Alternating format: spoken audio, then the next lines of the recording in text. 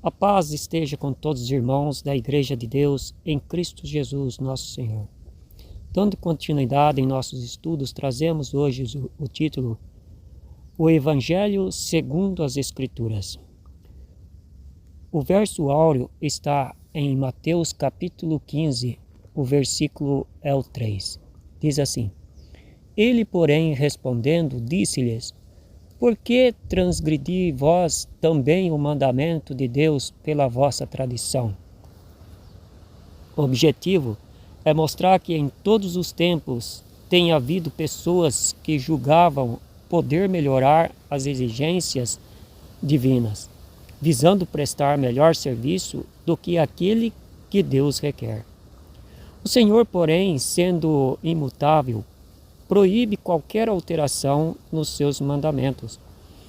Ele sabe melhor do que todos nós o que lhe convém. O homem tenta corrigir e melhorar os caminhos de Deus para lisonjear-se de que serve a Deus, mas, com isso, apenas segue o impulso da sua própria vontade.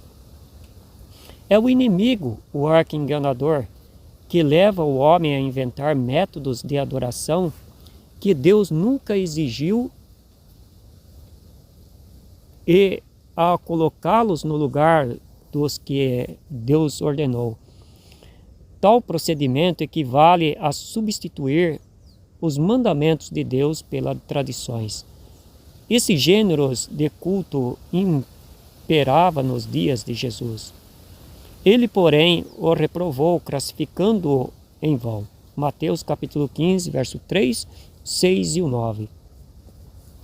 A reprovação que Jesus dirigiu aos fariseus pelo fato de invalidarem os mandamentos de Deus pelas tradições dos homens, conforme os versículos supra, nos convida a um exame, a ver se estamos andando integralmente nos mandamentos de Deus ou se, num outro ponto, andamos segundo os costumes introduzidos pelos homens, em substituição aos preceitos de Deus. Como, porém, havemos de conhecer os caminhos do Senhor para que possamos distingui-los das tradições dos homens? Somente pela Escritura Sagrada. Não temos nenhum outro meio para isso. Buscai no livro do Senhor, disse o profeta, e lede Isaías 34, verso 16.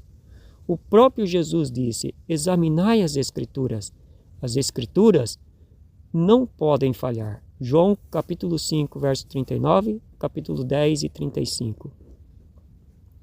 Todo leitor da Escritura Sagrada terá notado que Satanás em todos os tempos tem empenhado em pisar especialmente o primeiro, o segundo e o quarto mandamento da lei de Deus, induzindo o povo a transgredi-lo de uma ou de outra maneira, levando no Velho Testamento que os judeus frequentemente se desviavam do Deus verdadeiro, rendendo culto a outros seres que não Deus, e provocando a ira do Senhor pela abominação do culto de imagem, mediante o qual rebaixava a divindade a um pedaço de ouro, prata, cobre, pedra ou pau.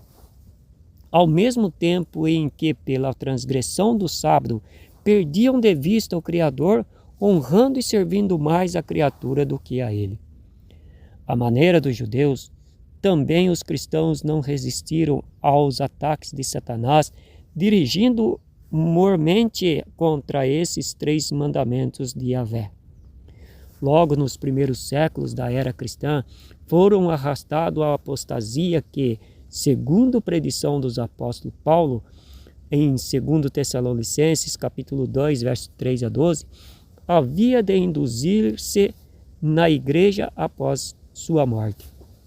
As heresias que invadiram a igreja determinaram a separação dos que, fiéis ao cristianismo, rejeitaram as inovações heréticas oriundas do paganismo e instituída por determinação dos concílios jamais ousado a ir além do que está escrito. 1 Coríntios capítulo 4, verso 6. Na Bíblia, pelo que foram perseguidos como hereges por parte da igreja apóstata, conforme profetizado em Apocalipse capítulo 13, versos 6 a 7. Mas o que se perdeu pela apostasia durante a tenebrosa Idade Média havia de ser restaurado no tempo do fim. Havia de ser restaurado no tempo do fim, conforme diz em Mateus capítulo 11, verso 17, e Atos capítulo 3, verso 21, Isaías capítulo 58, verso 12 a 14.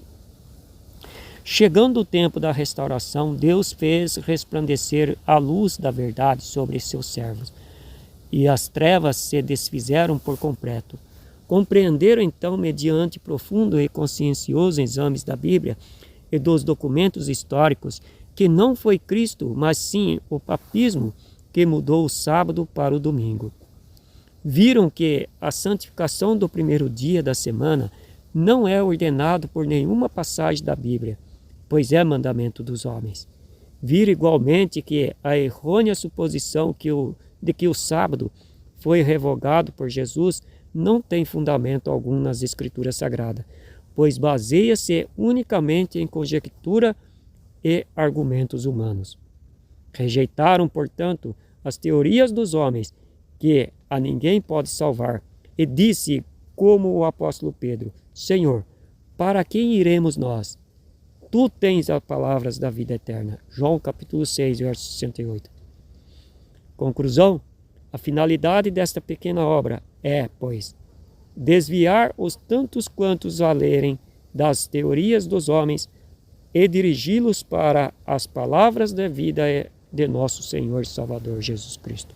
Que Deus nos ajude e nos abençoe, em nome de Jesus. Amém.